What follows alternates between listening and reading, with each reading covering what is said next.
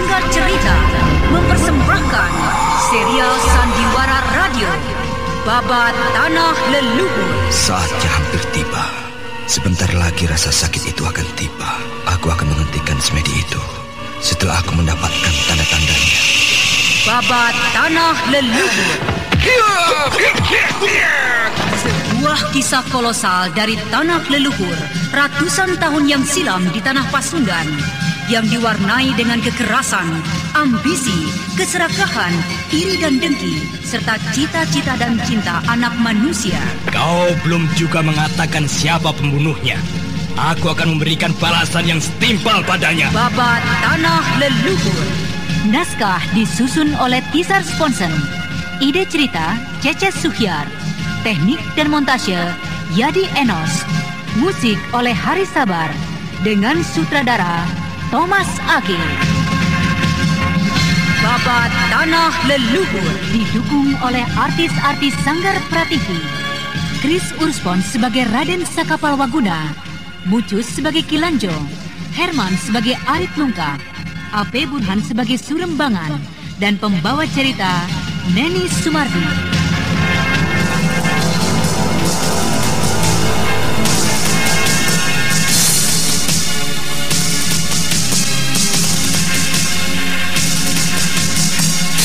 Setelah melewati perjalanan yang panjang dan melelahkan, akhirnya Anting Wulan pun tiba di Mataram.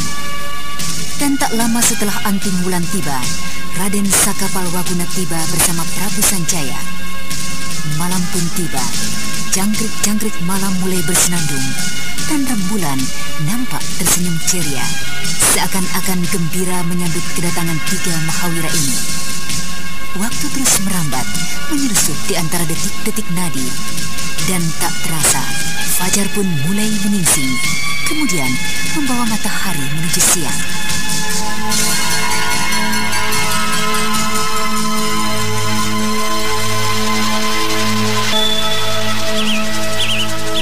Bagaimana tidur Kakang Saka semalam? Apakah cukup nyenyak? Cukup nyenyak, Gusti. Maklumlah, perjalanan kami cukup melelahkan. Iya. Oh iya. Bagaimana dengan Anting Wulan? Aku tak melihat dia di sini, Kakang. Dia sakit, Gusti. Tapi sakitnya tidak parah. Hanya kepalanya saja yang pening dan perutnya terkadang sakit. Kandungannya sudah 4 bulan, Gusti. Oh, pantas. Seharusnya istrimu memang tidak boleh terlalu banyak berkuda, Kakang. Apalagi melakukan perjalanan jauh. Karena itu dapat mengganggu bayi yang di dalam kandungannya. Iya, Gusti. Wulan sakit mungkin karena banyak diguncang-guncang kuda, sehingga mengganggu kandungannya, Gusti. Sebaiknya istrimu diperiksa tabib dulu, sebelum semuanya jadi terlambat, Kakang. Biar nanti kuperintahkan pengawal untuk mencari tabib, untuk memeriksa bagaimana keadaan istrimu. Terima kasih, Gusti Prabu. Kalau begitu, hamba pamit dulu. Hamba ingin menemui istri hamba, Gusti. Iya, silahkan. Nanti kusuruh pengawal langsung membawa tabib itu ke kamarmu, Kakang. Terima kasih, Gusti.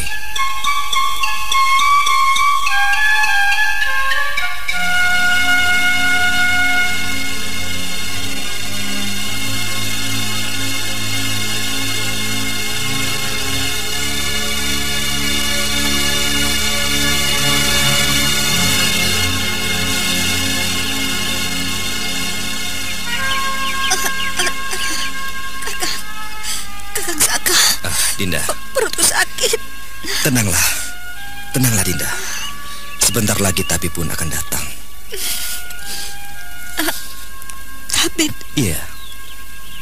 Dari mana Kakang mencari tabib? Bukan aku yang mencari, tapi pengawal.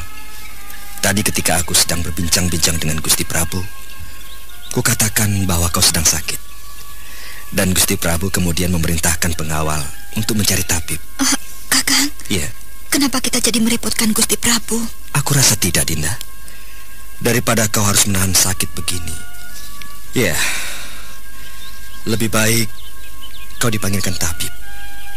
Dan aku pun khawatir sakitmu jadi berkepanjangan.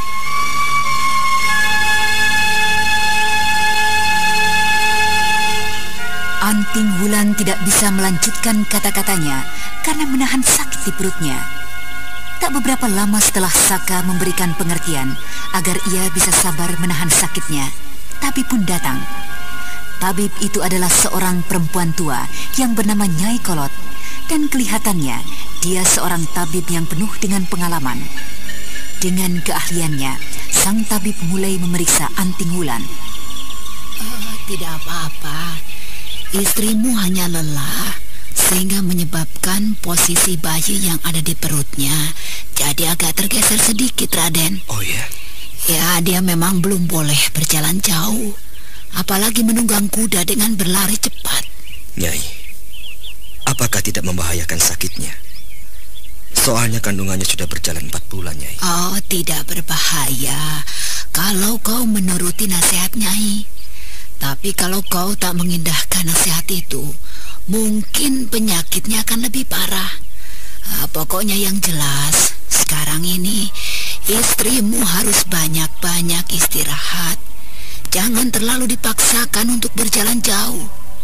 Sebentar, aku akan buatkan ramuan dulu. Iya, Nyai. Dinda, bagaimana setelah perutmu diurut, Nyai? Sudah agak mendingan, Kakang.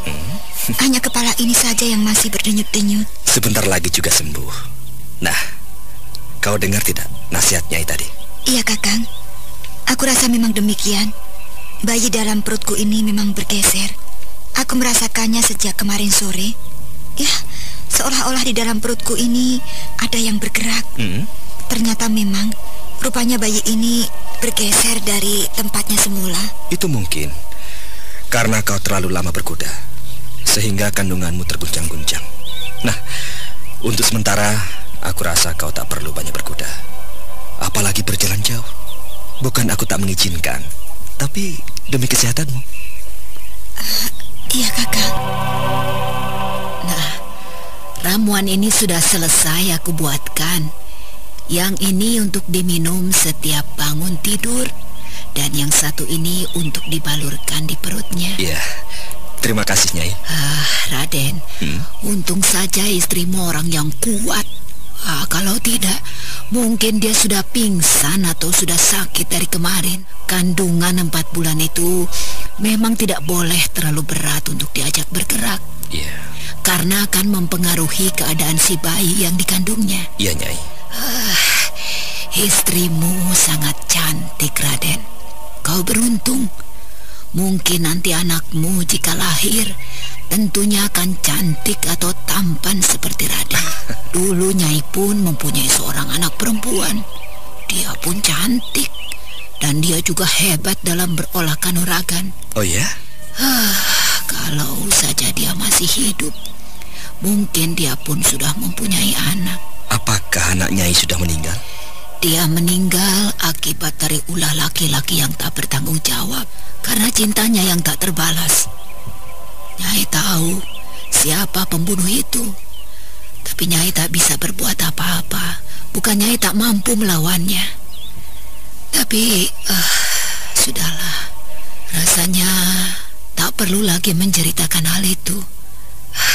Maafkan Nyai, Raden, kalau Nyai jadi ngelantur seperti ini. Tidak apa-apa, Nyai. Saya senang melihat Nyai mau akrab dengan kami dan tak sungkan-sungkan menceritakan masalah Nyai. Oh ya, Nyai tinggal di mana? Tinggalnya tidak jauh dari desa Pohpitu ini. Kalau Raden suatu saat mau singgah ke tempat Nyai, tanya saja pada orang-orang di perbatasan desa Pohpitu ini. Mereka pasti kenal Raden. Iya, Nyai. Sudah 2 kali ini saya datang ke istana untuk mengobati yang sakit. Rasanya suatu kehormatan yang tak bisa saya lupakan, Raden. Iya, Nyai. Kalau begitu, saya mau permisi dulu, Raden. Kalau ada apa-apa dengan istri Raden, cepat-cepat saja panggil saya. Iya, Nyai. Mari Cahayu, jangan lupa banyak-banyaklah istirahat. Terima kasih, Nyai. Setelah mengobati Anting Wulan, Nyai Kolot kemudian meninggalkan istana. Nyai Kolot kemudian melanjutkan perjalanannya ke desa lain untuk mengobati orang-orang sakit.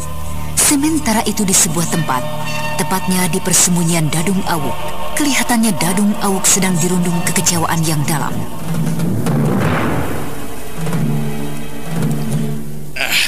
Keparat, kurang ajar. Aku gagal untuk menguasai kerajaan Manunggul. Semua ini gara-gara si Keparat Sanjaya yang telah terlanjur menaklukkan Manunggul duluan. Aku gagal. Percuma aku menguasai kerajaan yang sudah ditaklukkan. Karena sudah pasti kerajaan itu tidak bisa berkembang. Sia-sia sekali rencanaku yang sudah kupersiapkan cukup matang. Angger Dadung Awu, tidak perlu kecewa kalau Paman boleh mengusulkan bagaimana kalau Angger mencoba menaklukkan Mataram. Menaklukkan Mataram? Iya. Apakah kita akan sanggup, Paman? Bukankah Paman tahu bahwa Prabu Sanjaya orang yang hebat dan dikjaya? Angger, jangan berputus asa dulu. Bukankah kekuatan kita masih utuh? Dan kehebatan Angger pun tak diragukan lagi.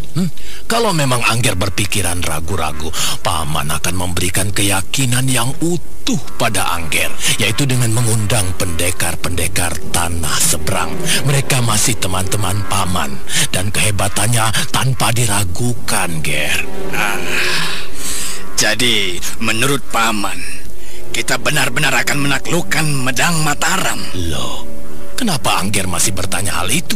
Bukankah Angger ingin menjadi raja dan mempunyai kekuasaan yang luas? Kalau kita ingin menjadi orang yang berkuasa, kita jangan menjadi orang yang tanggung-tanggung, Ger. Kita langsung saja taklukkan kerajaan yang besar itu. Dan kalau kerajaan itu sudah jatuh di tangan kita, Sanjaya sudah tersingkir dari singgasananya. Bukan mustahil Angger akan berkuasa penuh dan mempunyai harta yang berlimpah-limpah. Iya.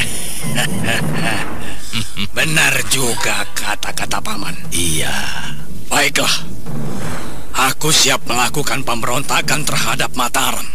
Setelah Paman memberikan penjelasan ini, rasanya hatiku mulai terangsang untuk cepat-cepat berbuat sesuatu demi kekuasaan yang luas. Sabar, Ger. Kita tak perlu tergesa-gesa. Waktu kita masih panjang. Untuk melakukan pemberontakan ini kita tidak boleh gegabah. Apalagi kita tahu bahwa Prabu Sanjaya orang yang hebat. Bukankah Angger tahu sudah berapa kerajaan-kerajaan bawahan yang ditaklukkannya? Nah, untuk itu kita harus memikirkannya secara matang, cari taktik yang jitu. Ya, baiklah Paman. Aku memang tidak banyak pengalaman mengenai masalah strategi pemberontakan. Untuk masalah ini Pamanlah yang mengatur. Lalu bagaimana langkah awal kita untuk bergerak? Yang pertama, kita akan mengirim telik sandi kita untuk mengetahui keadaan istana Medang Mataram. Kemudian aku akan mengundang kawan-kawanku yang ada di negeri seberang untuk kita ajak berunding. Selanjutnya, sedikit demi sedikit kita bikin huru-hara, baik di istana itu maupun di desa Popi itu sendiri. Nah, dengan begitu tentunya Prabu Sanjaya akan turun ke lapangan, dan itulah kesempatan kita untuk menghajarnya. Bagaimana? Setelah Prabu Sanjaya tewas, dengan mudah kita kuasai istananya. Cukup pelik, tapi aku suka. Kapan kita akan mengirim telik sandi kita ke sana, Paman? Nanti malam. Aku akan mengirim Benawa Pitu, si Seruling Perak, dan Durma Getih. Untuk sementara aku rasa 2 orang itu sudah cukup, dan kehebatannya pun sudah tidak diragukan lagi. Tapi bagaimana dengan Gelang Sanga? Bagaimana itu, Paman? Untuk sementara Gelang Sanga tak perlu turun tangan. Dia akan kusuruh mengatur para tamu dari seberang nanti. Baiklah, Paman. Kakang Sakar. Iya. Setelah kita melakukan perjalanan jauh dan menaklukkan beberapa kerajaan kecil, kita tidak bisa untuk tetap tenang dan berdiam diri menerima kemenangan, Kakang. Aku harus tetap waspada. Bisa saja suatu ketika salah satu dari kerajaan itu dendam kepadaku dan mencoba menghancurkan kita. Benar, Gusti Prabu. Hal seperti itu bisa saja terjadi. Sebenarnya hamba pun telah memikirkannya, Gusti. Dan kalau Gusti Prabu pun sudah memikirkannya, berarti kita sudah harus waspada sepenuhnya. Iya. Dengan begitu, jika benar hal itu terjadi, kita sudah siap menerima serangan itu, Gusti. Iya. Aku pun sudah memerintahkan para pengawal dan prajurit untuk tetap waspada. Ya, kita mohon saja pada Sang Hyang Widi. Mudah-mudahan hal itu jangan sampai terjadi, Kakang. Benar, Gusti Prabu. Segalanya hanya padanya lah kita kembali. Iya. Oh ya, ngomong-ngomong, bagaimana dengan istrimu? Apakah dia sehat-sehat saja, Kakang? Tidak apa-apa, Gusti. Mudah-mudahan saja istrimu sehat terus sampai saat kelak melahirkan. Iya, Gusti. Itu memang harapan saya.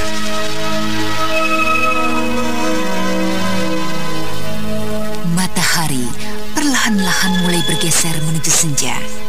Suasana di ufuk barat kelihatan mulai redup, dan istana Medang Mataram dalam keadaan tentram. Malam menjelang dan rembulan kelihatan tersenyum walau hanya nampak bulan sabit. Prabu Sanjaya dan Raden Sakapalwaguna juga Anting Wulan nampak tengah berbincang-bincang di sebuah taman dalam istana.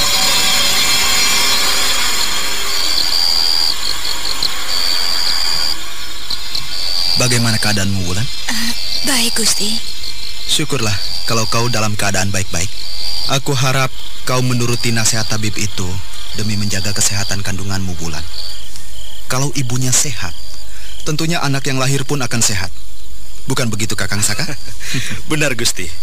Lagi pula untuk apa selalu membantah suami kalau dianjurkan agar baik-baik? Ah, Kakang, siapa yang selalu membantah? Aku kan sering menuruti nasihat Kakang. Iya, kau memang penurut. Aku mendengar dengusan nafas seseorang dari atas atap istana itu. Siapa mereka? Kakang? Kakang kenapa? Sepertinya Kakang mendengar sesuatu. Aku memang mendengar dengusan nafas seseorang di atas sana. Iya, aku pun mulai mendengar, Kakang Saka. Apa yang harus kita lakukan, Kakang? Tunggu, Gusti. Biar saya amati dulu. Ada berapa orang di atas sana yang mencoba menyelidiki istana ini? Rupanya 2 orang, Gusti. Gusti, ya. Sebaiknya Gusti di sini saja. Biarlah saya yang akan melompat ke atas. Saya mau tahu siapa mereka. Baik, Kakang. Hati-hati.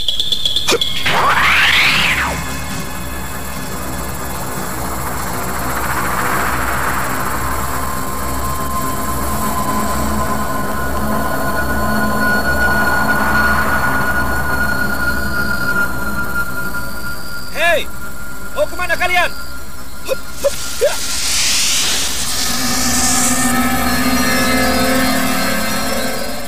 Kedua orang itu melompat menjauhi istana, tapi Raden Saka secepat itu pula mengejarnya. Akhirnya kedua orang itu pun berhenti di suatu tempat. Kupikir kalian mau melarikan diri. Hei, Kisanak. Apa yang kalian lakukan tadi di istana? Untuk apa kau menanyakan hal itu? Apapun yang aku lakukan di istana itu kau tidak berhak campur tangan, sobat. Seandainya aku mau campur tangan, kau mau apa? Kalau kalian memang orang baik-baik, tentunya tidak seperti itu cara kalian datang ke istana.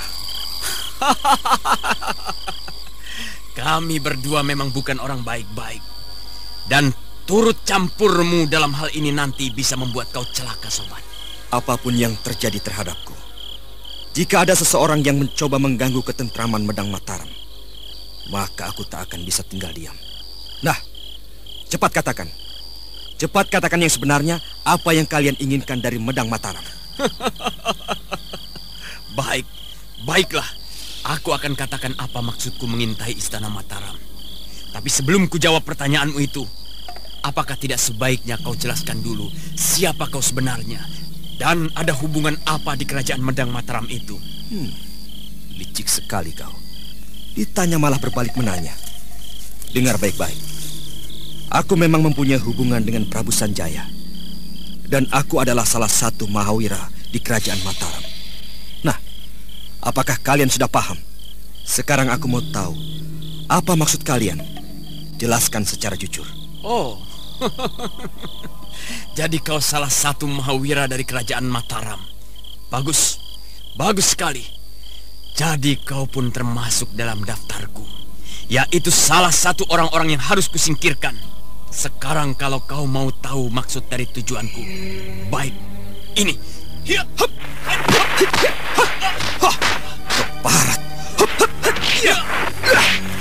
Rupanya orang ini tak bisa diajak bicara secara baik. Jelas, mereka tak mau menjelaskan maksudnya mengintai tadi.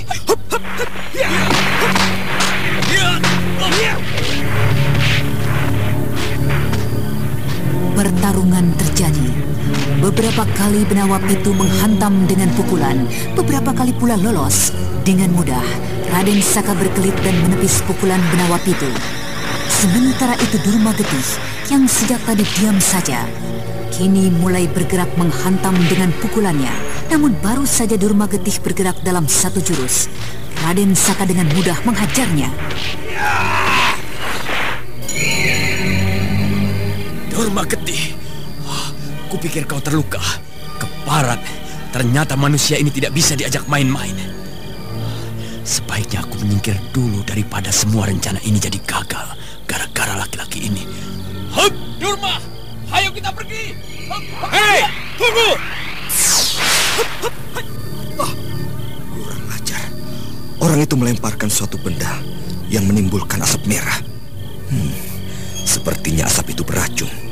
Sial, licik sekali kedua orang itu. Dengan caranya yang seperti itu, dia mudah melarikan diri tanpa bisa dikejar. Sebaiknya aku kembali ke istana saja.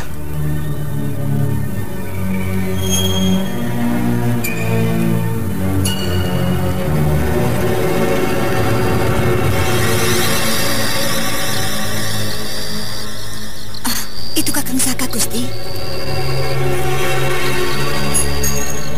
Bagaimana Kakang Saka? Maafkan hamba, Gusti. Hamba tidak bisa mengorek keterangan dari dua orang Telik Sandi itu. Jadi benar, ada seseorang yang mengintai istana ini. Benar, Gusti. Dan ternyata Telik Sandi itu ada dua orang. Tapi saya tak sempat menangkap kedua orang itu. Kelihatannya kedua orang itu cukup licik. Dengan melempar asap merah ke arah hamba. Lalu mereka melarikan diri dan secepat itu menghilang. Sudahlah, tak apa-apa. Lalu apakah kau mengenali kedua orang itu, Kakang? Tidak, Gusti. Wajah kedua orang itu ditutup kain hitam. Kecuali matanya saja yang tidak. Jadi sulit bagi hamba untuk mengenalinya, Gusti. Sepertinya kehadiran dua orang itu memang sengaja direncanakan. Ini satu bukti bahwa kita harus berhati-hati, Kakang. Kelihatannya kedua orang itu orang yang berilmu tinggi. Buktinya dengan mudah ia dapat mengintai kita. Padahal penjagaan di istana ini boleh dibilang cukup ketat, Kakang. Saya kira juga demikian, Gusti. Lalu menurut Gusti Prabu, siapakah kedua orang itu? Aku tak mempunyai dugaan lain kecuali mereka mau memberontak terhadapku. Kalau memang akan terjadi pemberontakan terhadap Mataram, artinya kita sedang dihadapkan persoalan baru. Dan kita tak bisa tinggal diam dalam hal ini, Kakang. Ya, dengan seluruh jiwa hamba, Gusti. Hamba akan tetap mempertahankan Medang Mataram ini. Jangan sampai jatuh ke tangan orang lain. Kalau Gusti mengizinkan, hamba akan mencoba menyelidiki siapa orang-orang tadi. Tentunya di balik Telik Sandi itu pasti ada orang-orang kuat yang mengaturnya, Gusti. Secara pribadi, aku mengizinkan kau, Kakang. Tapi bagaimana dengan istrimu ini? Aku rasa Anting Wulan tidak boleh untuk ditinggal-tinggal dulu, Kakang. Tidak apa-apa, Gusti. Wulan toh sudah agak baikan. Lagi pula kandungannya masih muda, Gusti. Dia masih bisa untuk bergerak ke sana kemari. Tapi dalam hal ini, saya tidak mengizinkan Wulan untuk turut serta dalam penyelidikanku. Bukan aku tak mau diikuti seorang istri, Gusti. Tapi keadaannya yang tak memungkinkan. Iya. Nah, bagaimana Wulan? Apakah kau sanggup ditinggal beberapa hari oleh suamimu? Tidak apa-apa, Gusti. Semua yang Kakang Saka lakukan toh untuk kepentingan kerajaan Mataram. Sebenarnya kalau Kakang percaya dengan keadaanku yang sudah membaik ini, aku masih sanggup, Kakang. Aku mengerti, Dinda. Tapi walaupun kau kelihatan mulai sehat, bukan berarti kau sudah boleh untuk melakukan perjalanan jauh. Aku sangat khawatir sekali kandunganmu. Iya, Kakang. Wulan kelihatannya mau ditinggal beberapa hari olehmu, Kakang. Berarti silahkan. Kau lakukan rencanamu untuk menyelidiki siapa orang-orang tadi. Terima kasih, Gusti. Berarti besok hamba akan memulai penyelidikan itu. Iya. Sementara kau menyelidiki di luar sana, aku akan tetap memperketat pertahanan kerajaan ini. Jangan sampai hal seperti tadi akan terulang lagi.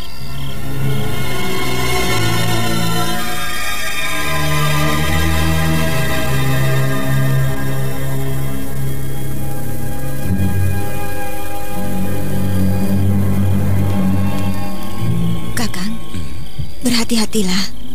Dalam penyelidikanmu nanti, jangan sampai kau lengah dalam menghadapi bahaya. Aku sangat mengkhawatirkanmu, Kakang. Tentu saja aku akan berhati-hati, Bulan. Ya, tak bedanya dengan kau. Aku pun sangat mengkhawatirkan dirimu. Apalagi kandunganmu dalam masa pertumbuhan. Lalu, kapan Kakang akan berangkat? Mungkin besok siang, Dinda.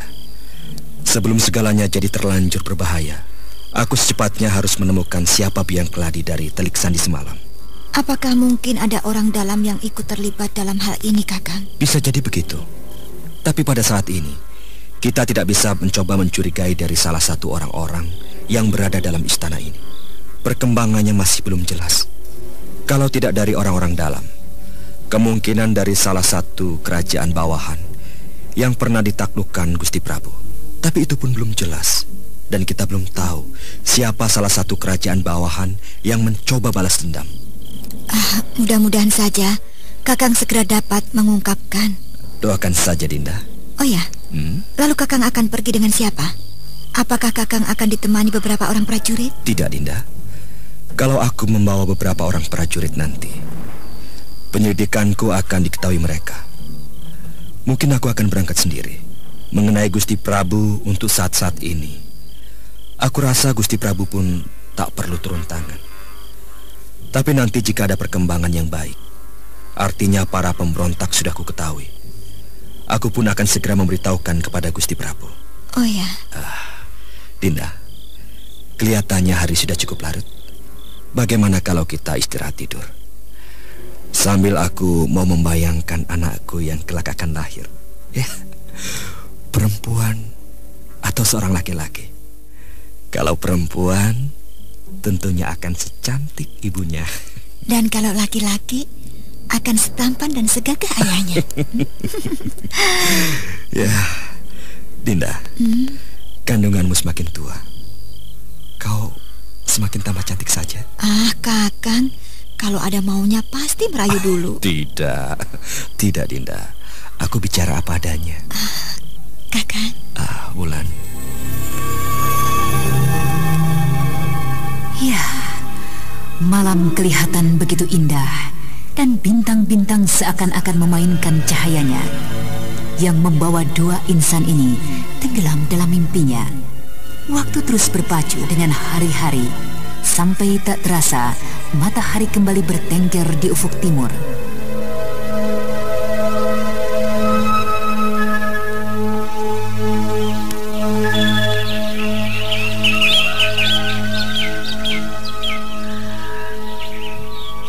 Dinda, kukira kau belum bangun. Kakang, kenapa? Kenapa tidak membangunkan saya? Bukan aku tak mau membangunkan kau, Dinda. Kulihat tidurmu sangat lelap sekali. Ya, jadi aku tak mau mengganggumu. Mestinya kan kalau aku bangun pagi-pagi sekali, aku mau melatih olah kanuragarku. Loh, memangnya kenapa kalau kau mau latihan hari ini? Sudahlah, tidak jadi. Wong aku maunya tadi pagi. Ya, kalau kau ngambek seperti itu, artinya itu bawaan sang bayi. Bisa saja Kakang. Iya kan? Apakah Kakang sudah akan berangkat? Sebentar lagi. Aku tak akan berangkat kalau tidak kau yang mengantarkannya sampai pintu gerbang. Kakang.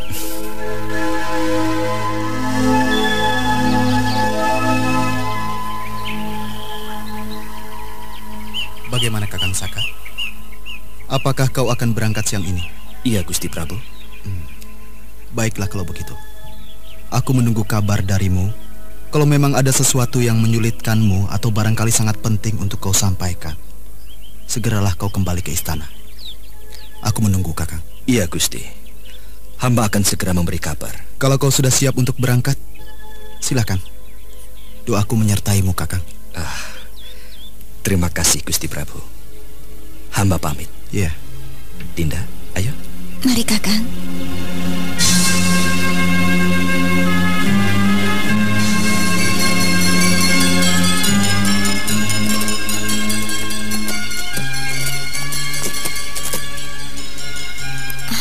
Kakang, mudah-mudahan kau selalu dalam keadaan baik-baik. Doaku menyertaimu, Kakang. Terima kasih, Wulan.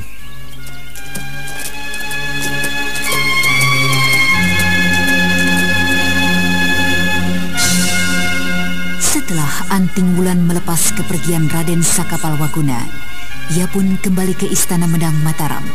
Sementara itu, di tempat persembunyian Ki Wedus Jati, nampak Benawa Pitu sedang mendapat kemarahan dari Ki Wedus Jati karena kegagalannya menyelidiki kerajaan Medang Mataram.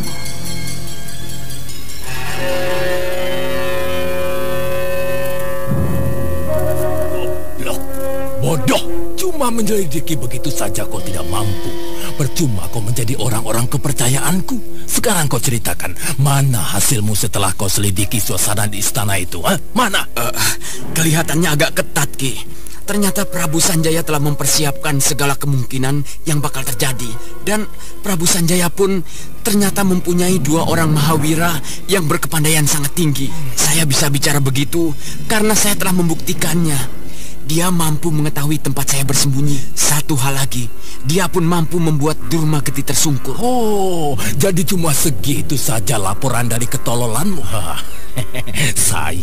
Sayang sekali. Rupanya aku telah mempercayai cecunguk-cecunguk macam kalian semua. Kalian ingat, untuk kali ini kalian masih kuampuni akibat dari kelalaian kalian. Tapi nanti, jika tugas lain yang kuberikan masih gagal juga, maka tidak ada kata ampun untuk kalian. Iya, Ki. Kalian tahu kenapa aku membuat peraturan keras bagi pengikutku? Itu semua aku lakukan demi terwujudnya kekuatan-kekuatan dan kecerdikan untuk menggempur kekuatan kerajaan Medang Mataram, dan juga demi terwujudnya cita-cita kita menguasai Medang Mataram. Kalau kita berhasil, tentunya kalian pun akan ikut senang, bukan? Jabatan tinggi sebagai panglima akan kalian pegang. Nah, apakah kalian tidak berpikir ke situ? Iya, Ki. Mudah-mudahan saja tugas yang akan Ki Wedus berikan nanti dapat saya lakukan dengan baik.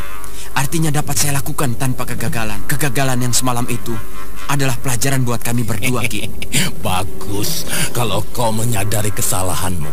Nah, sambil menunggu cucuku Dadung Awu, Benawa, panggillah Gelang Sanga kemari. Baik, Ki. Benawa Pitu segera melangkah memanggil Gelang Sanga. Sementara itu Sakapalwaguna kelihatan masih dalam perjalanan. Ia belum tahu harus kemana tujuannya.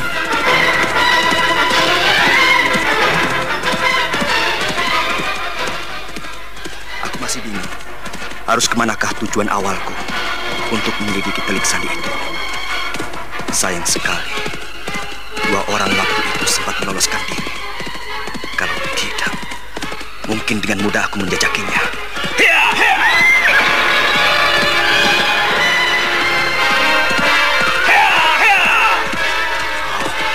Aku baru ingat.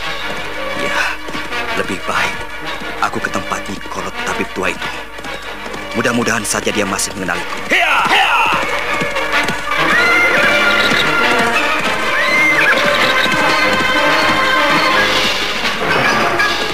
Akhirnya, setelah berpikir banyak, barulah Raden Saka memutuskan tujuannya ke rumah Nyai Kolot di perbatasan desa Poh Pitu. Tapi baru saja Raden Saka mengayunkan langkah kaki kudanya ke arah timur, tiba-tiba melintaslah sebuah gerobak kereta yang ditarik seekor kuda.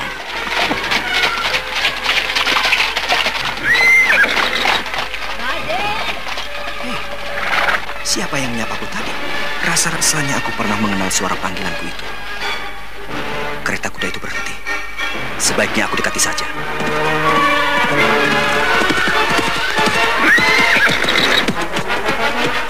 Raden. Nyai. Iya, Raden. Raden mau kemana? Aku sebenarnya mau ke tempat Nyai. Ke tempat saya, Raden? Iya. Apakah ada sesuatu dengan istri Raden? Kalau memang demikian, saya bisa langsung berangkat ke Istana Mataram. Maaf, Nyai. Saya mau ke rumah Nyai. Bukan karena masalah penyakit istri saya. Istri saya dalam keadaan baik-baik setelah diurut Nyai. Oh ya, bagaimana kalau nanti saja saya ceritakan kenapa saya ingin ke rumah Nyai. Tapi sebelumnya saya minta maaf. Apakah saya nanti tidak mengganggu Nyai? Oh iya, kenapa Raden bicara begitu pada saya? Saya sama sekali tak keberatan. Dan kebetulan saya pun mau pulang. Ayolah, kalau memang mau ke rumah saya. Iya, Nyai.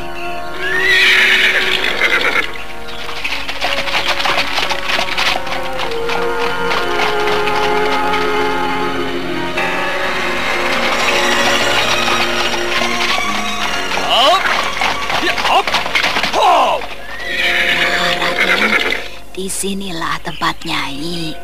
Biar kecil tapi cukup sehat suasananya dan bisa untuk ditinggali. Nyai bisa saja. Tempat sebesar ini masih dibilang kecil. Ayo, silakan masuk, Raden. Bogel, Ya? kau bawa saja langsung tas ramuan itu. Setelah itu kau siapkan air minum untuk Raden. Baik, Nyai.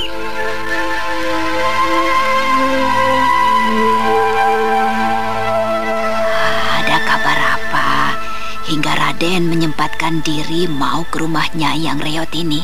Semula saya memang tak bermaksud ke rumah Nyai, tapi karena langkah saya mau kemana belum jelas, jadi saya tujukan saja ke sini. Oh iya, tidak apa-apa. Kalau memang Raden mau singgah di sini, lalu kenapa Raden melakukan perjalanan tak mempunyai tujuan? Nyai, sebenarnya saya mau mencari tahu tentang Telik Sandi yang kemarin malam saya pergoki sedang mengintip istana. Oh iya. Saya memang sempat berkelahi dengannya, tapi sayang, saya tak sempat mendapat keterangan dari orang itu. Dia keburu lolos dengan cara yang licik, Nyai. Telik Sandi? Iya, Nyai. Aneh. Kenapa masih saja ada orang-orang jahat yang mau mengganggu ketentraman Baginda Prabu Sanjaya yang arif dan bijaksana itu? Iya, susah, Nyai. Namanya juga kehidupan. Di mana ada kebaikan, maka di situ pun ada kejahatan. Entah itu dalam ukuran besar ataupun kejahatan dalam ukuran kecil. Kalau Nyai tak keberatan untuk beberapa saat, saya masih mau menetap di sini sambil memikirkan kemana saya mencari persembunyian para pemberontak. Silakan, Raden. Malah suatu kehormatan besar bagi saya jika Raden mau singgah cukup lama di tempat Nyai ini. Nyai, ini airnya. Oh iya, terima kasih. Raden, ayo silakan diminum dulu airnya. Ya, Nyai. Nyai sampai lupa memperkenalkan pada Raden. Ini Jaka Bogel, cucu Nyai. Orang biasa memanggil dia dengan sebutan Bogel, Raden. Iya. Ya maklumlah kalau orang memanggil demikian, karena memang tubuh cucu Nyai ini memang bogel. Iya, Nyai pernah bilang bahwa Nyai tak mempunyai anak. Tapi kenapa Nyai punya cucu? Apakah Nyai masih mempunyai seorang anak? Sebenarnya Nyai tidak punya anak lagi. Anak Nyai cuma satu-satunya yang meninggal itu. Oh iya. Jaka Bogel itu bukan cucu Nyai, tapi dia hanya cucu angkat saja. Dulu, 20 tahun yang lalu, ketika Nyai mau mengobati seseorang di sebuah desa, ketika Nyai pulang, Nyai menemukan seorang bayi yang mungil di pinggir hutan. Oh, Nyai tidak tahu bayi siapa ini, anak siapa. Kemudian bayi itu Nyai ambil dan Nyai rawat sampai besar. Tapi ada suatu keanehan dalam bayi itu. Tubuhnya tidak mau berkembang, walaupun Nyai telah memberikan makanan yang lezat dan sehat, Raden. Iya. Dan bayi yang Nyai ambil itu tak lain adalah si Bogel. Ya, orang memanggilnya begitu karena melihat perkembangan anak itu yang tak wajar, pendek dan gemuk. Iya. Ya, terpaksa Nyai pun menamakannya Jaka Bogel. Iya, sungguh unik sekali perjalanan hidup Nyai. Ya, seperti yang dibilang tadi, namanya juga hidup. Untung ada si Bogel. Jadi kesepian Nyai akibat ditinggal mati anak Nyai dapat terobati. Anak Nyai yang meninggal itu bernama Dara Melati.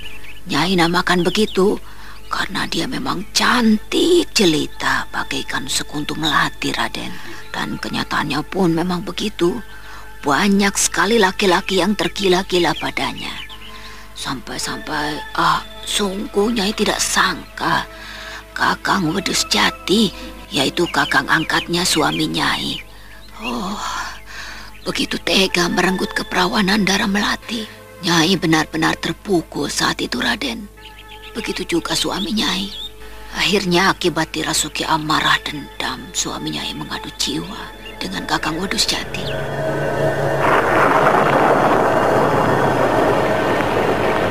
Ke barat? Kau betul-betul ke barat, Wedus Jati. Kau memang bajingan dan tidak pantas menjadi kakangku.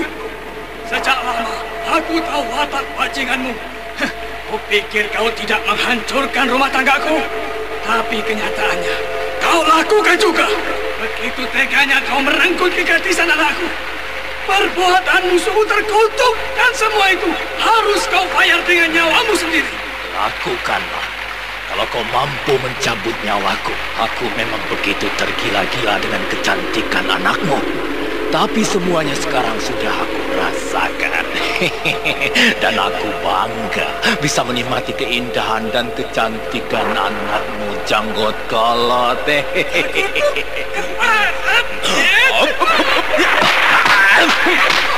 Habiskan seluruh kepandaianmu, Janggot. Aku bisa melayanimu sampai kau merasa puas dan tak berdaya. Ya Allah.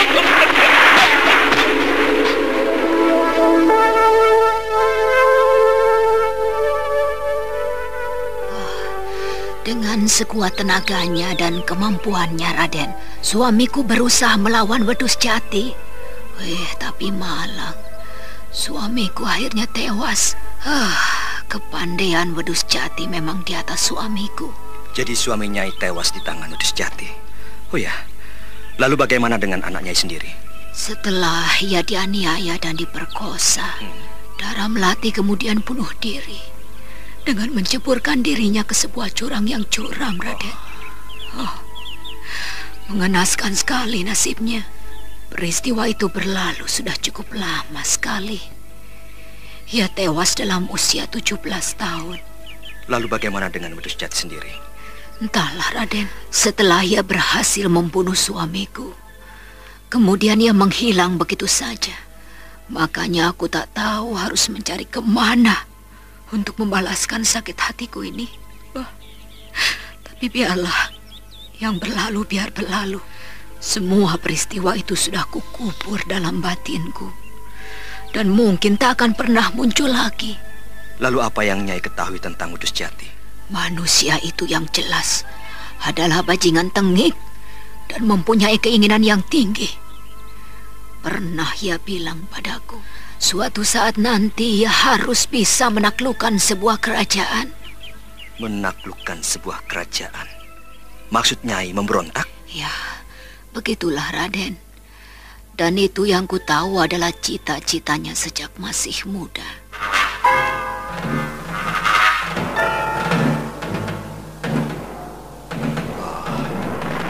Apakah Telik Sandi itu ada hubungannya dengan Wedus Jati? Tapi bukankah perkataan itu terjadi sudah cukup lama? Lagi pula seandainya dia mau memberontak, mau diberikan pada siapa kerajaan yang mungkin ia bisa taklukkan? Jadi Nyai benar-benar tidak tahu di mana Wedus Jati tinggal? Sungguh, Raden, saya benar-benar tidak tahu. Kalau saya tahu, mungkin sejak dulu saya sudah mengadakan perhitungan dengan manusia itu. Nyai, betapa agung hati Nyai. Seharusnya Nyai pun pantas menjadi seorang Wiko. Entah dengan saya sendiri bagaimana seandainya mengalami peristiwa seperti itu. Saya rasa berat sekali memendam dendam yang seberat itu, Nyai. Raden memang masih terlalu muda untuk mengalami dan mencoba berbuat seperti Nyai. Tapi kalau Raden mau mencoba menghayati dan menerima kenyataan dan memandang pada Yang Maha Agung, Nyai rasa perlahan-lahan Raden akan mampu. Memang benar, Nyai. Untuk berbuat sesuatu dan menghayati apa itu kehidupan, kita memang harus menengok ke arah yang lebih jauh, yaitu memahami keluhuran Yang Maha Tunggal, Sang Hyang Widi. Begitulah cerita Nyai, Raden. Jadi Jaka Bogel telah mewarisi ilmu Nyai seluruhnya? Ya, itulah kelebihannya. Dia cacat atau tidak wajar keadaan tubuhnya. Tapi satu sisi, dia mempunyai kelebihan yang tak bisa dimiliki oleh orang normal. Artinya anak itu cukup cerdas. Kelihatannya Jaka Bogel tak banyak bicara. Apakah dia orang yang pendiam, Nyai? Tidak, Raden. Dia orangnya seperti Nyai, banyak bicara dan lucu. Bogel! Bogel! Kemarilah. Ada tamu kok malah diam di belakang terus. Iya, Nyai. Ada apa, Nyai? Loh, kok ada apa? Ini kalau ada tamu kok ditinggal-tinggal. Biasanya kau selalu banyak bicara. Sedang apa kamu ini di belakang? Loh, bukankah Nyai tadi bilang kalau sampai di rumah saya harus membuatkan ramuan, karena besok pagi-pagi sekali Nyai sudah harus berangkat ke desa Kalasan. Oh, iya. Tapi sudahlah, tinggal dulu itu semua. Raden ingin bercakap-cakap denganmu. Biarlah membuat ramuan itu nanti saja. Biar saja, Nyai. Sibuk, Bokel? Tidak, Raden. Sesibuk-sibuknya meramu obat, saya dengan cepat bisa menyelesaikannya, Raden. Nyai Kolot banyak memberi pengetahuan pada saya tentang ramu-ramuan itu. Lalu, apakah kau pun ingin menjadi tabib seperti Nyai Kolot? Ya, begitulah. Setelah saya mengikuti Nyai sejak kecil dalam mengobati orang-orang sakit, ya dengan sendirinya hati saya jadi terpanggil untuk mengikuti jejak Nyai. Tekad saya untuk menjadi tabib semakin besar. Ya, syukurlah kalau kau bisa mengikuti jejak Nyai. Menjadi tabib adalah pekerjaan yang mulia, Bokel. Iya, Raden. Apakah Raden mau menginap di sini? Kalau memang Raden belum mempunyai tujuan, sebaiknya menginaplah sambil memikirkan langkah Raden selanjutnya. Terima kasih, Bokel. Nanti aku akan memikirkannya. Apakah aku akan menginap di sini atau terus melanjutkan perjalananku sampai aku menemukan tujuanku? Kalau menurutku, sebaiknya Raden menginap di sini saja. Tolong! Nyai, tolong, Nyai! Tolong! Nyai, dengar. Tolong! Ada seseorang yang berteriak-teriak minta tolong pada Nyai. Siapa orang itu, Nyai? Nyai, tolong! Tolong, Nyai! Apa nih? Tenanglah, bicara yang tenang. Ada apa? Ayo katakan yang jelas. Nyai, di tempat saya telah terjadi perampokan. Oh iya ya. Aduh, anak perempuan saya pun diculiknya. Aduh, tolonglah Nyai. Nyai, di sana pun percuma ada Rama Desa. Dia sebenarnya mampu mengusir para perampok itu. Tapi dia diam saja. Bahkan ketika perampokan itu tengah berlangsung, dia masuk ke dalam rumah, Nyai. Lalu bagaimana? Dia muncul lagi setelah para perampok pergi. Aduh, saya sendiri bingung kenapa rumah Rama Desa itu tidak dirampok. Padahal hartanya banyak kan dia. Nyai, tolonglah. Sementara kami hanyalah rakyat kecil. Nyai, tolong selamatkan anak saya. Jaka Bokel, ayo cepatlah bantu rakyat yang kena kerampokan itu. Ayo. Cari di mana sembunyinya para perampok itu, ayo. Nyai, aku pun akan ikut membantu kalian. Terima kasih Raden. Kalau Raden pun mau turut membantu, agar tak membuang-buang waktu, ayo sekarang juga kalian berangkatlah. Aku rasa belum jauh para perampok itu pergi. Dan sekarang aku sendiri akan ikut dengan wanita ini. Baik, Nyai. Bokel, ayo. Ayo nih.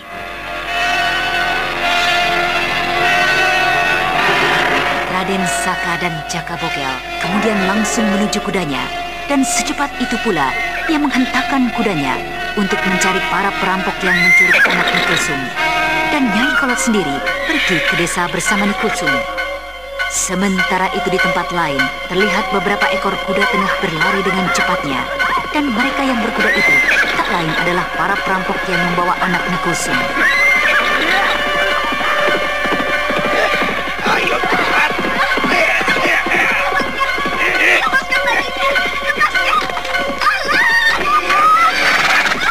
Ajak bahagia malah menolak.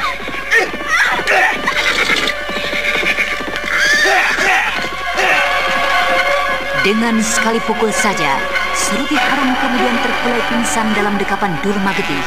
Beberapa perampok yang dipimpin Durma Getih pun masih terus memacu kudanya.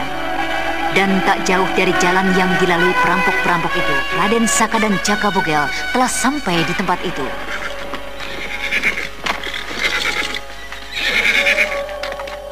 Raden, aku mendengar beberapa ekor kuda baru saja melintas jalan ini. Apakah mereka itu para perampok yang kita cari, Raden? Entahlah. Sebaiknya kita lihat saja. Siapa tahu memang mereka yang kita maksudkan. Ayo. Raden, tunggu. Sebaiknya kita motong jalan saja, Raden.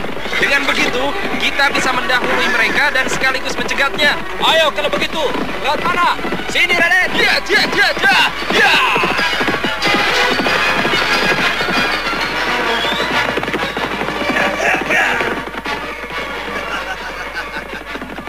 Sebelum gadis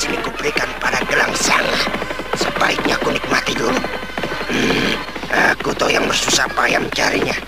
Dia tinggal enak duduk saja. Gadis cantik.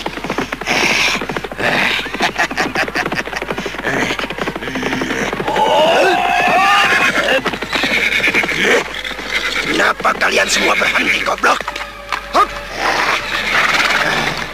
Ada orang yang menghalangi perjalananku. Kurang ajar. Di sana, minggirlah. Jangan coba-coba menghalangiku. Aku akan segera menyingkir kalau kau tinggalkan gadis itu dan sekalian kepalamu. Keparat. Rupanya kalian berdua mencari mati. Apakah kalian tidak tahu siapa yang sedang kalian hadapi? Akulah para perampok yang kelak akan menguasai tanah Jawa ini dan kerajaan Mataram. Sekarang ingat baik-baik. Dulu kan kami, yaitu perampok Kelabang Selatan.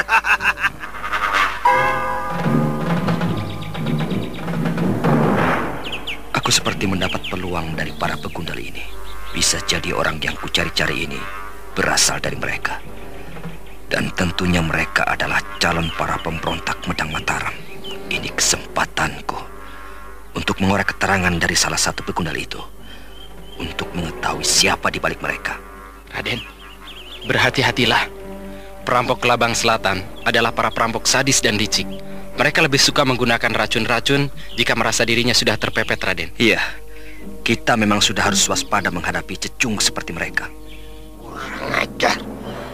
Aku seperti mengenal laki-laki yang satu itu. Ya, aku baru ingat. Dialah salah satu dari Panglima Istana Mataram. Di sana. Apakah kau adalah Panglima Kerajaan Mataram? Apa maksudmu menanyakan tentang kami? Yang jelas sekarang lepaskan wanita itu, kalau kalian ingin selamat. Sombong benar bicaramu, sobat. Silakan, kalau kau memang sanggup untuk merebut wanita ini. Anak-anak, hajar manusia-manusia sombong itu. Cepat.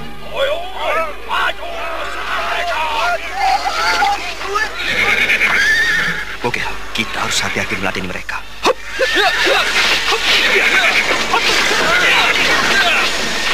Orang itu memang hebat. Mau tidak mau aku pun harus turun tangan. Goblok, rupanya anak-anak buahku tidak ada artinya apa-apa di tangan mereka.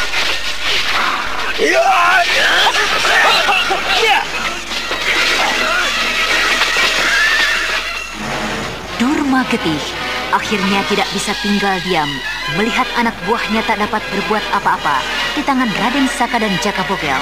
Dengan kemarahannya, kemudian ia melompat. Sementara Seruti Harum yang pingsan dalam pelukannya, ia tinggalkan begitu saja.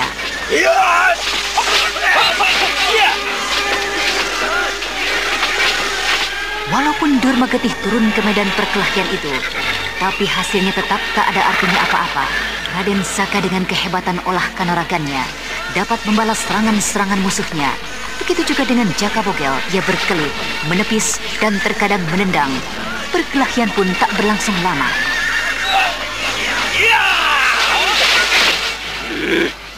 Kurang ajar. Anak buahku banyak yang tak berkutik. Dua orang ini memang hebat. Baiknya diperintahkan untuk mundur saja anak-anak buahku. Anak-anak, tinggalkan tempat ini. Ayo kita menyingkir.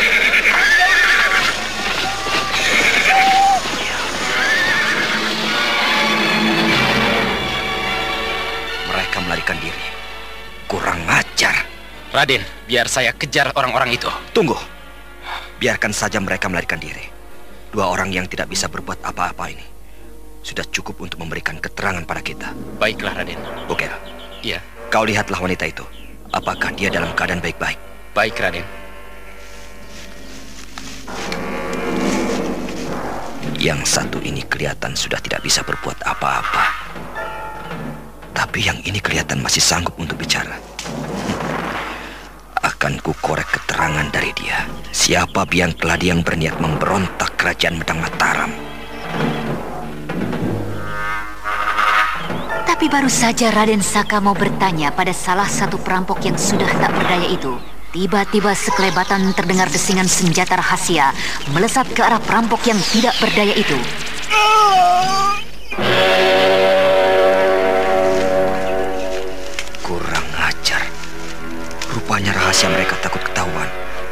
kemudian dia membunuh temannya sendiri. Sial, aku terlambat. Kulihat senjata rahasia ini datangnya dari arah sana. Sebaiknya akan kulihat saja. Hup, ya!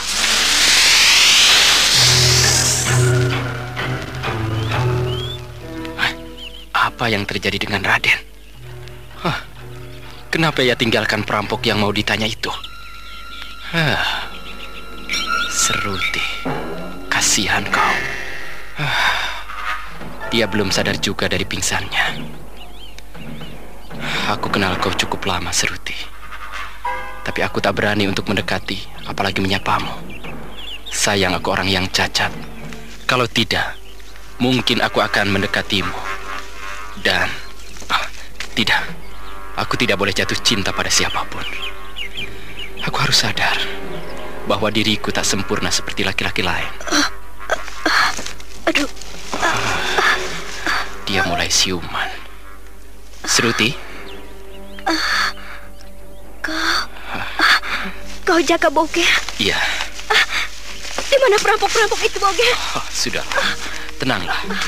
Perampok-perampok itu sudah pergi. Bagaimana keadaanmu? Apa? Hanya pening sedikit. Syukurlah.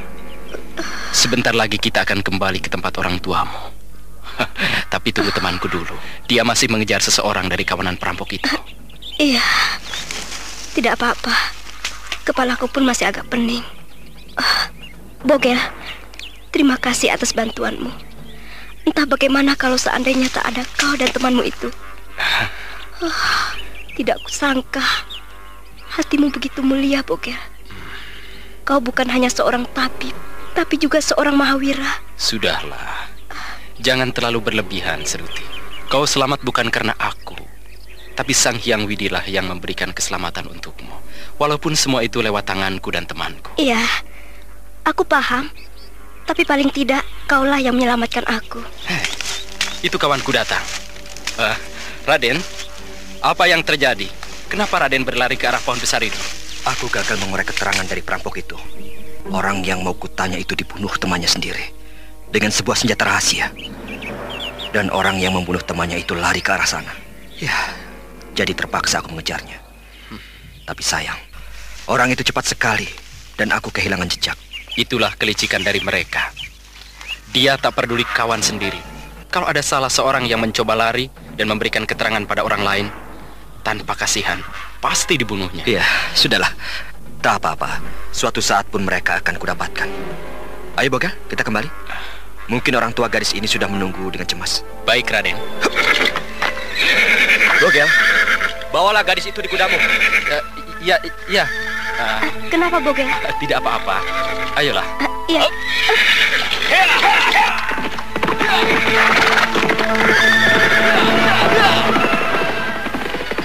Hatiku berdebar-debar.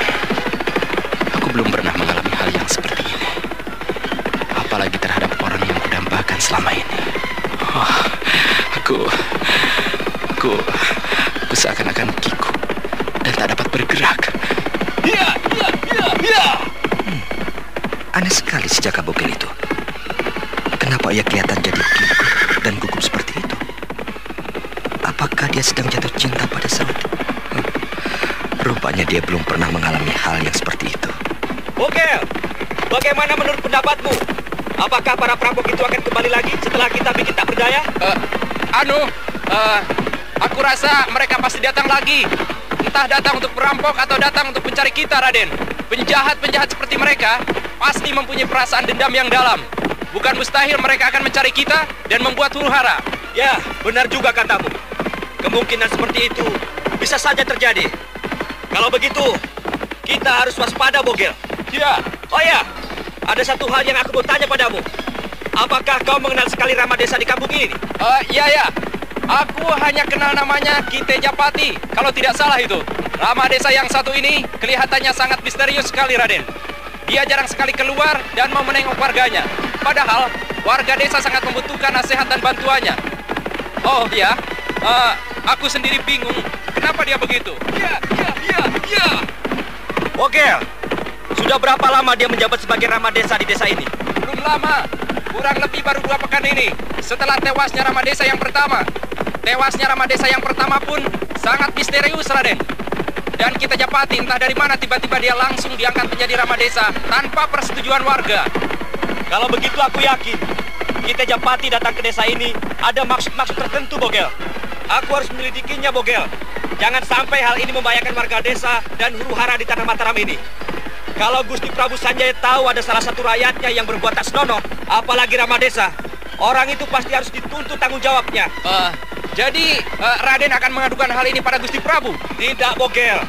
Aku justru ingin tahu sampai sejauh mana kejahatan yang direncanakan mereka. Apakah para perampok atau Rama Desa itu ada hubungan tertentu yang akan menghancurkan kerajaan Medang Mataram? Kalau memang demikian kenyataannya, barulah aku akan segera melaporkan hal ini pada Gusti Prabu. Ya, aku rasa itu lebih baik, Raden, karena kita memang perlu menyelidiki lebih dulu.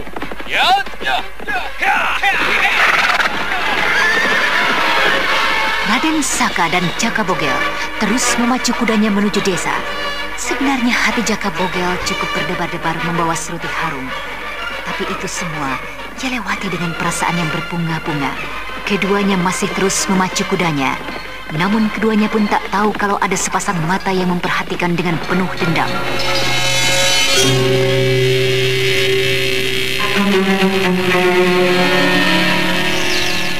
Pak, seperti desingan senjata rahasia.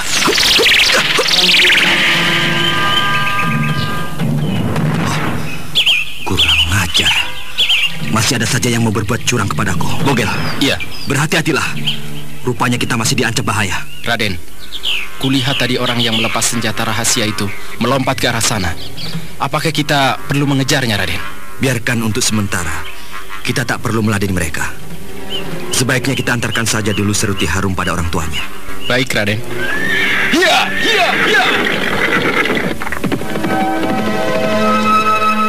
Kemudian ketiganya melanjutkan perjalanannya.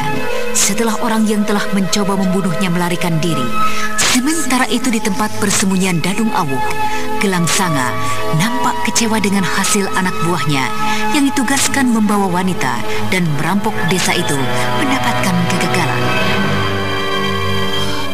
Maaf, Kakang, bukan saya tidak bisa membawa wanita yang Kakang inginkan. Tapi ketika saya sudah membawa wanita itu, tiba-tiba saya dihadang 2 orang laki-laki yang berkepandaian tinggi. Kemudian kau tidak mampu melawannya, begitu? Percuma kalian pergi beramai-ramai, kemudian menghadapi 2 orang saja kalian tidak mampu. Mana kepandaianmu yang selalu kau gembar-gemborkan? Baik, ini untuk yang pertama kali kau mendapat kegagalan. Tapi nanti jika kau kuperintahkan lagi, ternyata hasilnya sama, maka aku tak akan membutuhkan kau lagi. Mengerti? Iya, Kakang. Lalu siapa orang yang telah membuatmu tak berdaya itu? Orang itu kalau tidak salah, orang kerajaan Medang Mataram yang ketika itu pernah memergoki saya. Dan yang satunya lagi, laki-laki bertubuh pendek gemuk. Kurang ajar. Yang satu itu pasti Jaka Bogel, anaknya tabib tua itu. Durmageti, anak itu perlu disingkirkan. Dan Mahawira dari kerajaan Medang Mataram itu juga harus dimusnahkan. Kalau tidak, mereka adalah penghambat dari rencana kita. Iya, Kakang. Saya pasti mencari mereka. Dan secepatnya akan saya singkirkan. Bagaimana dengan kita Japati? Apakah dia tahu bahwa di desa itu ada orang dari Medang Mataram? Entahlah. Tapi aku rasa dia tidak tahu, Kakang. Karena dia adalah orang baru yang kita tugaskan sebagai Telik Sandi. Kalau begitu, dia harus diberitahu. Kita Japati harus berhati-hati.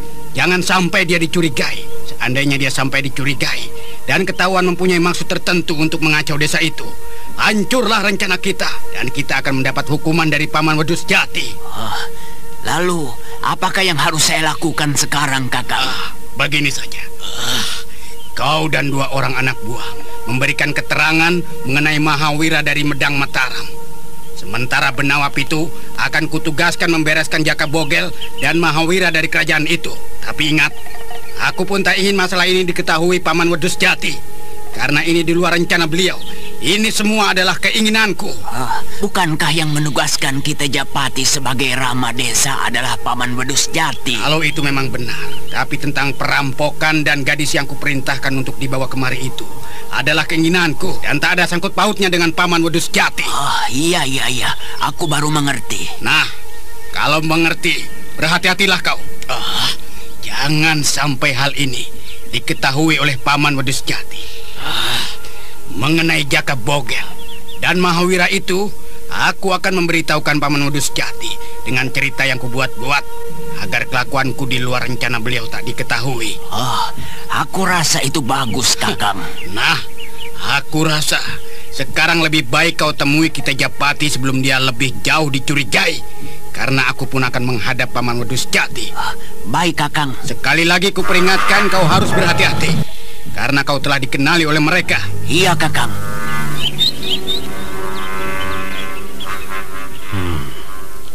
Besok aku sudah harus mempersiapkan sambutan tamu dari seberang. Seharusnya mereka datang 4 hari lagi. Tapi karena mereka pun ingin mengejar seorang pengkhianat yang lari ke tanah Jawa ini, jadi mereka datang lebih awal sebelum aku mengundangnya. Ya, sangat kebetulan sekali. Dan aku tidak perlu repot-repot kalau saja tidak ada surat datang padaku. Mungkin kemarin aku sudah mengirim orang-orangku ke daratan Cina. Sui Jun, seorang pemberontak kerajaan Jopo, sebentar lagi akan bergabung denganku. Aku tahu benar siapa dia. Kehebatannya pun tak diragukan.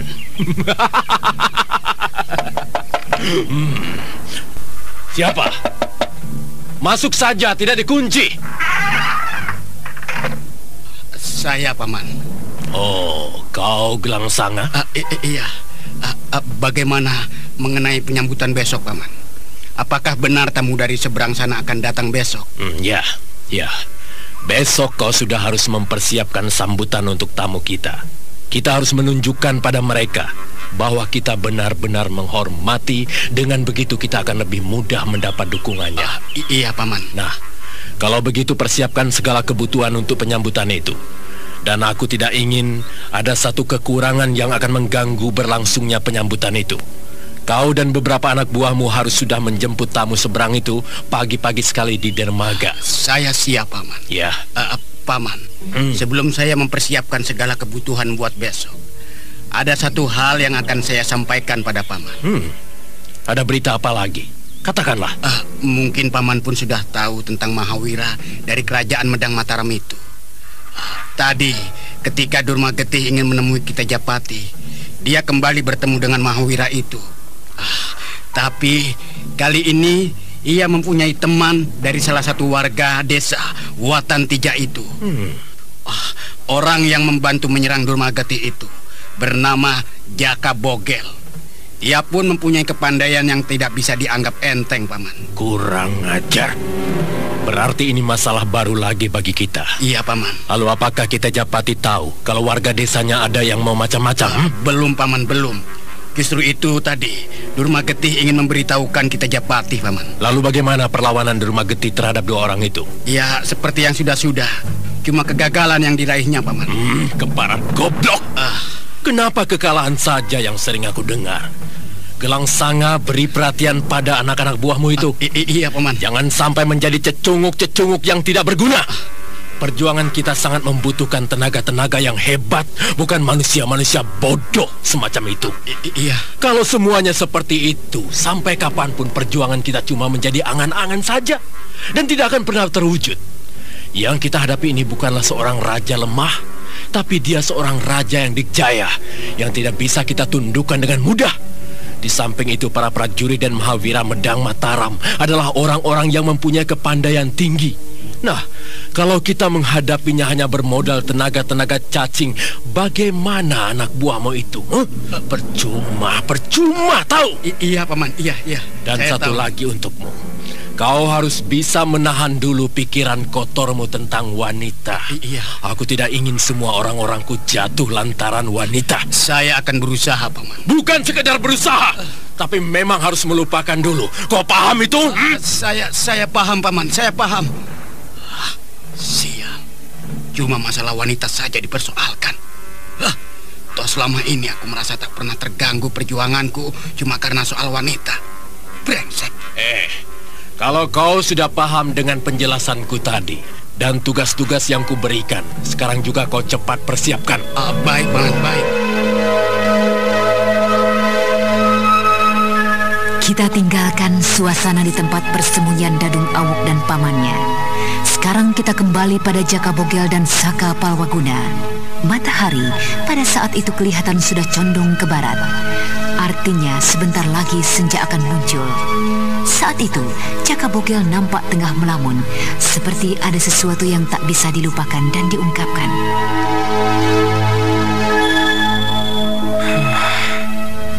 Kenapa setelah aku mengantar pulang Seruti, perasaanku jadi semakin tak karuan. Aku selalu berdebar-debar. Apakah aku akan jatuh cinta? Tidak. Bogel tidak boleh jatuh cinta. Bogel harus tahu diri. Mana mungkin gadis macam Seruti akan jatuh cinta pada Bogel yang pendek ini? Sang Hyang Widi, bagaimana aku harus menghilangkan perasaanku ini? Aku benar-benar tidak bisa melupakan Seruti. Ya, dulu aku masih bisa menahannya setiap kali aku melihat Seruti.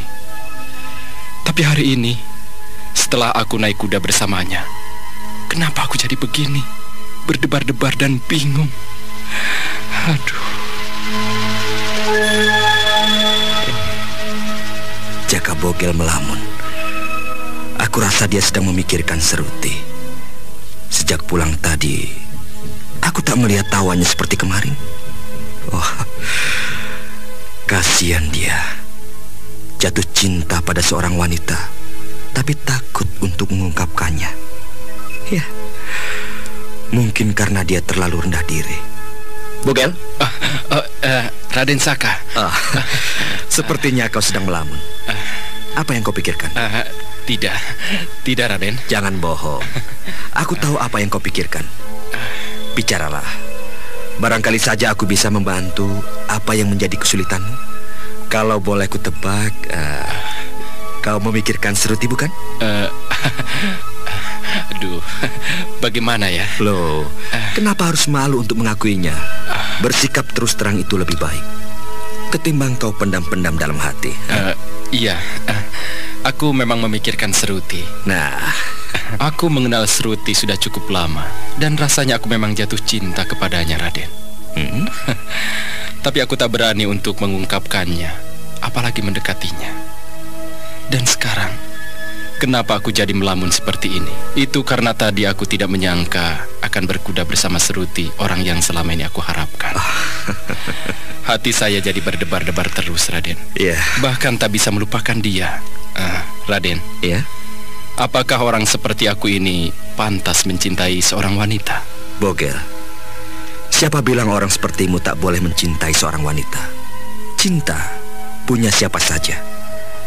Entah itu dimiliki orang berada atau orang tak punya. Dan juga orang normal ataupun bukan orang normal. Cinta bukanlah suatu benda, Bogel.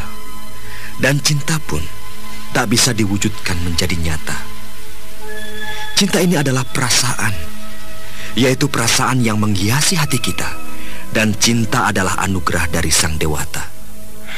Jadi siapapun berhak memiliki cinta. Entah cinta pada teman, cinta pada orang tua, atau cinta yang akan diberikan pada seorang wanita. Itu hal yang wajar, Bogel. Kalau tiba-tiba kau jatuh cinta pada seorang gadis, kenapa kau harus takut? Iya, kau memang benar, Raden. Cinta adalah anugerah Sang Dewata. Siapapun boleh memiliki cinta. Tapi apakah cinta yang saya miliki ini hanya akan bertepuk sebelah tangan? Raden, saya mencintai Seruti dengan setulus hati saya, Raden. Tapi apakah Seruti mau mencintai saya yang tak normal ini, Raden? Cobalah, mudah-mudahan saja dia pun membalas cintamu. Terima kasih, Raden. Ada apa, Raden? Tidak, Nyai. Kami hanya berbincang-bincang. Oh, kelihatannya Nyai akan pergi. Iya, aku akan mengobati seseorang di desa Kalasan. Bogel, hari ini kita pergi ya, mumpung hari masih terang. Iya, Nyai. Apakah Raden akan ikut dengan Nyai ke desa Kalasan? Tidak, Nyai. Terima kasih. Biarlah saya menunggu di rumah, Nyai. Rasanya tidak enak juga meninggalkan Raden sendirian. Ada tamu kok malah ditinggal. Oh, tidak apa-apa, Nyai. Bukankah Nyai ingin melaksanakan tugas? Iya, Raden. Kalau begitu, Raden menginap saja di rumah Nyai. Nanti malam pun Nyai dan Jaka Bogel sudah kembali. Baiklah, saya rasa memang sebaiknya saya nginap di rumah Nyai saja. Karena saya lihat sedikit-sedikit saya sudah mendapat tujuan untuk mencari keterangan tentang dua orang yang menjadi telik sandi itu. Oh ya, syukurlah kalau Raden sudah mendapatkan apa yang Raden cari. Kalau begitu, saya berangkat dulu, Raden. Ayo, Bogel. Iya, Nyai. Raden, saya tinggal dulu ya. Iya, silakan.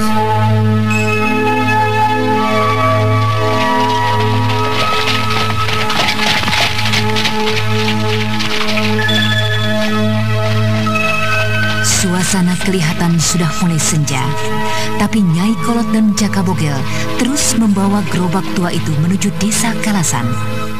Sementara itu di Istana Medang Mataram, nampak Gusti Prabu Sanjaya tengah berbincang-bincang dengan Rakrian Saladenta, seorang panglima perangnya dan juga Anting Wulan.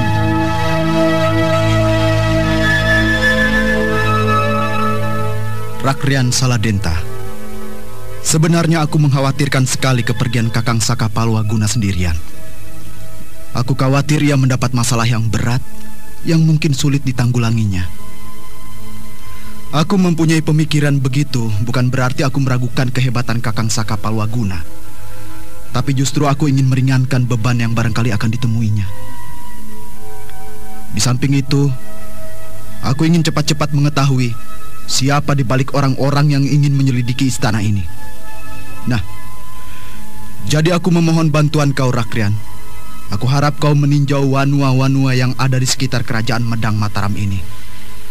Barangkali saja ada yang dapat kau lihat dan dapat kau sampaikan sambil menunggu kedatangan Kakang Saka Palwaguna. Hamba siap melaksanakannya, Gusti Prabu. Dan seandainya kau bertemu dengan Kakang Saka Palwaguna, kau harus tanyakan bagaimana perkembangannya. Apakah ada salah satu wanua yang dicurigai? Dan kalau memang ada, kau harus melaporkannya cepat-cepat padaku. Daulat hamba, Gusti Prabu. Wulan, kau pun jangan terlalu mencemaskan Kakang Saka Palwaguna. Kalau kau selalu diliputi kecemasan, aku khawatir akan mempengaruhi perkembangan kandunganmu.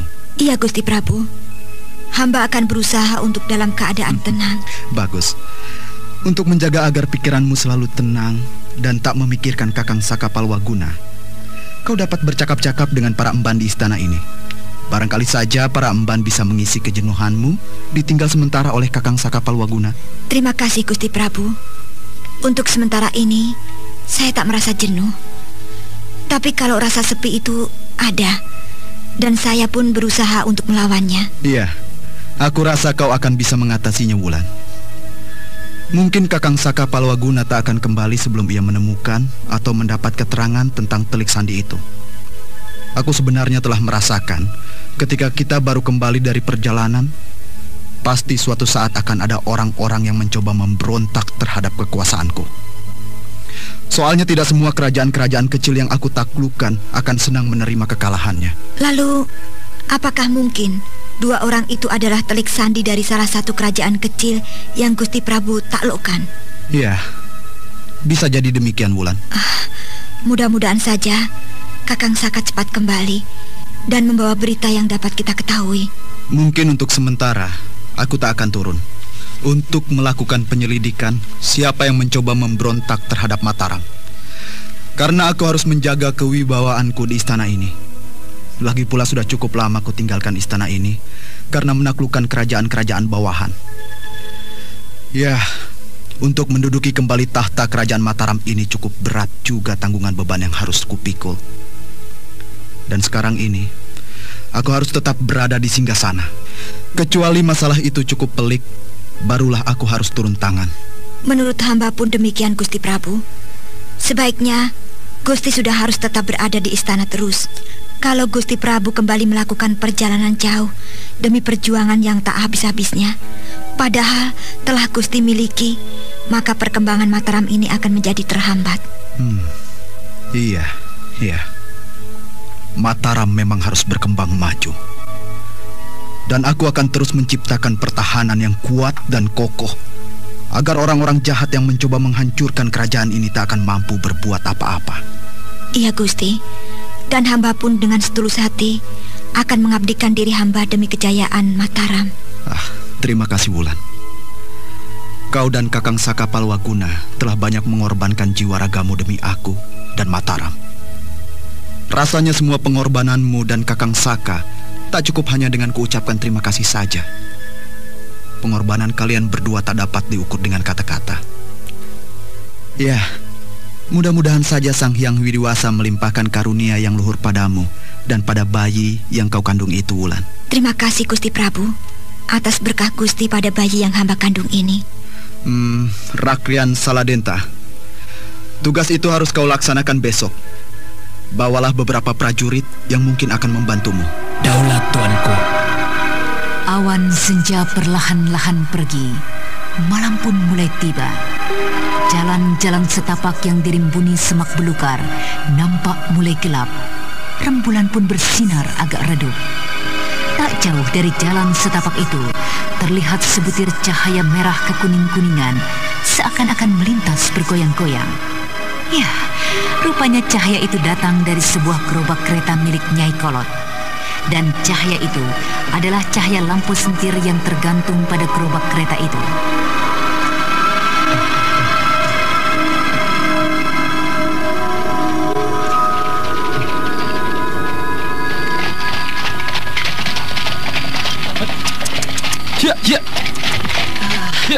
Bogel, aku lihat sejak tadi sore kau banyak sekali melamun.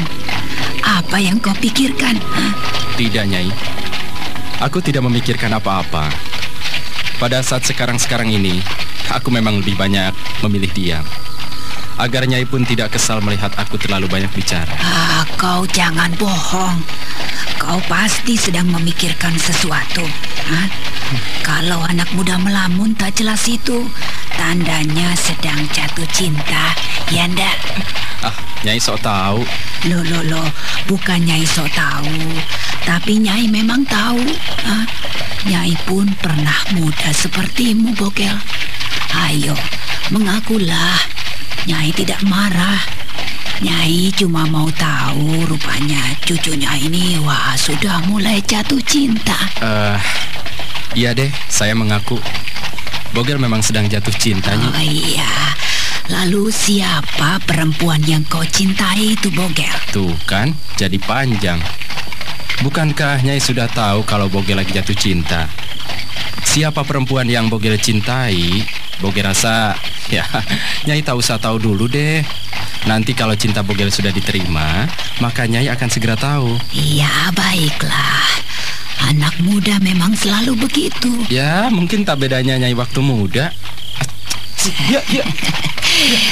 Bisa saja kau, Bogel. Nyai sih setuju saja kau jatuh cinta pada siapapun.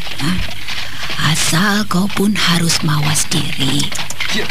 Kalau kau sudah mengena cinta dan mau mencintai seseorang, artinya kau pun harus mampu menghadapi yang namanya kekecewaan dan sakit hati, Bogel. Apalagi baru akan memulai mencintai, dan kau tak tahu apakah gadis itu mencintai atau tidak. Suatu saat kau menyatakan cintanya pada si gadis itu. Jika kau ditolak, kau harus tabah, harus mawas diri, seperti yang Nyai katakan tadi. Cinta itu ibarat api, Bogel. Kalau kau mendekati cinta, artinya kau mendekati api dan siap terbakar. Kalau kau sudah terbakar, kau pun siap menjadi luka, yaitu tadi kecewa. Paham kan? Ya, paham. Terima kasih atas nasihat Nyai. Untung Nyai bicara hal ini. Jadi saya harus mempersiapkan hati saya untuk menjadi tabah dan mawas diri. Iya kan, Nyai? Iya, memang harus begitu. Kau harus mempersiapkan dirimu sematang mungkin. Tak jarang, Bogel, orang yang bunuh diri lantaran cinta yang ditolak.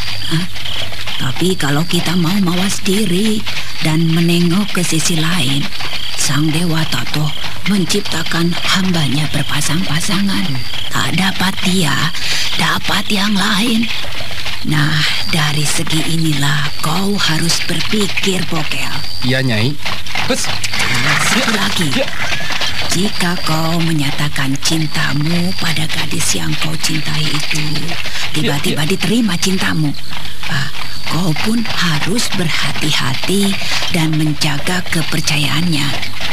Lebih banyak kendalanya orang yang sudah saling menyinta dibanding orang yang ditolak cintanya.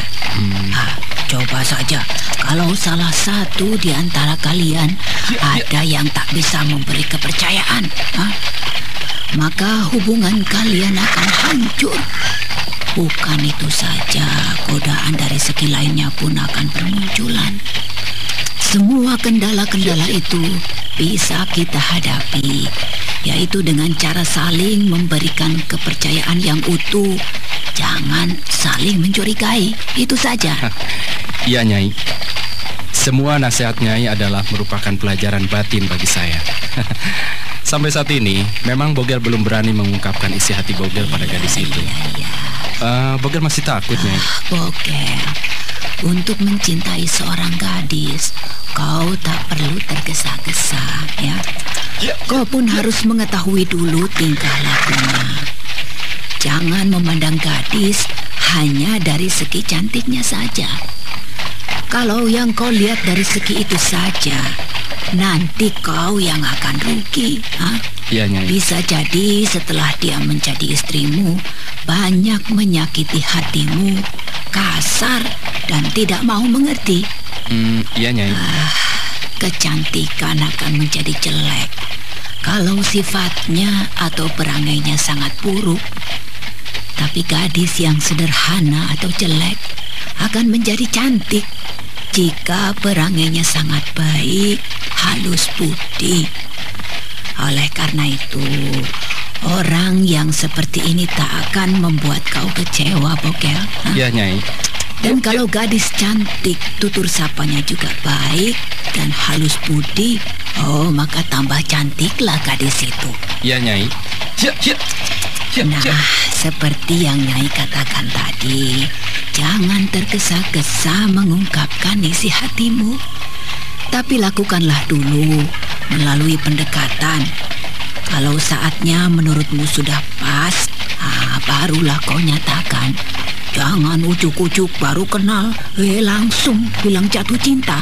Alah, nanti bukannya diterima, malah kau akan dicaci maki. Waduh, bisa saja, Nyai. Baiklah, Nyai. Ya.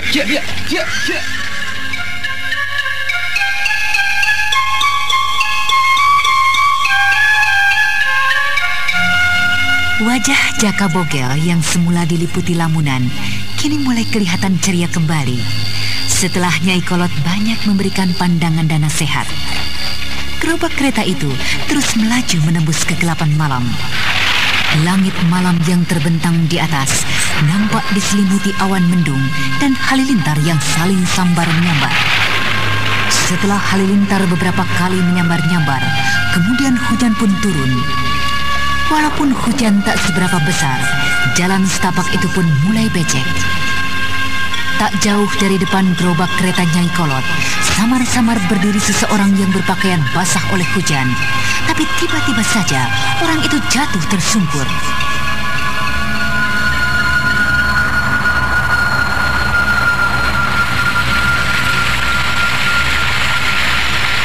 Nyai, lihat.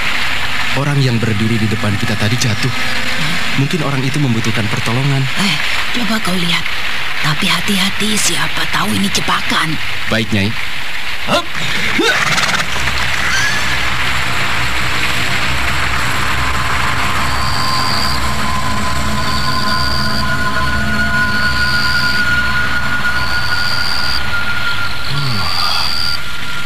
Kelihatannya orang ini memang perlu pertolongan.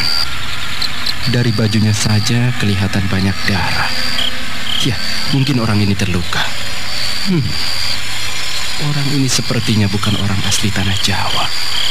Wah, sebaiknya aku bawa saja dulu ke gerobak kereta.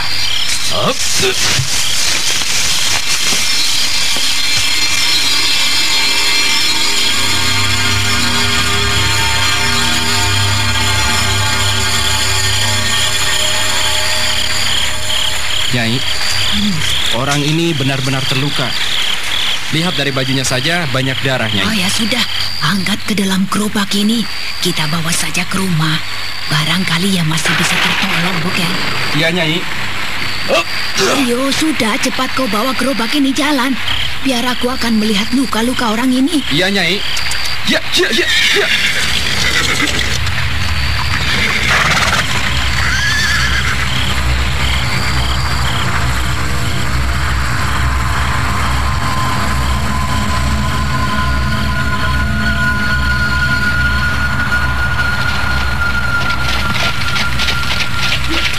Ini pingsan. Kelihatannya orang ini berasal dari daratan Cina. Dari cara berpakaiannya saja sudah jelas terlihat. Luka-lukanya hanya sedikit. Mungkin hanya terlalu lelah hingga dia pingsan. Nyai, kelihatannya orang itu bukan orang asli tanah Jawa. Apa benar demikian, Nyai? Ya benar. Kalau dilihat dari caranya berpakaian, orang ini berasal dari daratan Cina. Apakah dia seorang pedagang dari Cina? Bukan. Sepertinya dia seorang pendekar, Bogel. Mana mungkin pedagang menyandang sebilah pedang? Iya ya. Ya, mungkin dia seorang pendekar yang baru saja mengalami perkelahian. Ya.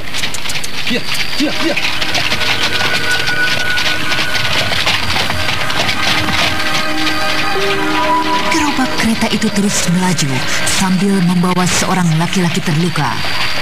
Hujan masih turun cukup lumayan derasnya. Jalan-jalan setapak nampak mulai becek oleh tanah yang basah.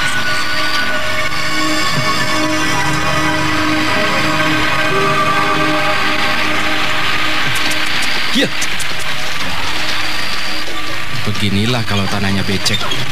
Gerobak ini pun jalannya jadi agak lamban. Ya, mudah-mudahan saja tidak kejeblos seperti waktu itu. Benar juga kataku. Gerobak ini mulai macet. Nyai, gerobak kereta ini mulai macet, Nyai. Coba turun dulu, Kos. Barangkali ada batu yang mengganjal. Biasa itu kalau hujan memang seperti itu. Iya, Nyai. Siap. Sebatang pohon. Beres sudah. Ayo Jabrik, kita lanjutkan. Batang pohon kecil yang mengganjal, Nyai. Tapi sudah kusingkirkan. Oh iya, syukurlah. Ayo Jabrik, jangan macet lagi ya. Ayo. Kembali Jaka Bogel menghentakkan tali kekang kuda itu. Dan gerobak kereta itu pun kembali melaju. Jalannya memang agak lambat karena tanah yang dikilas oleh roda gerobak kereta itu becek. Nah, saudara pendengar, bagaimanakah perjalanan Jaka Bogel bersama Nyai Kolot? Apakah keduanya akan sampai menuju rumahnya? Dan siapakah laki-laki yang terluka itu?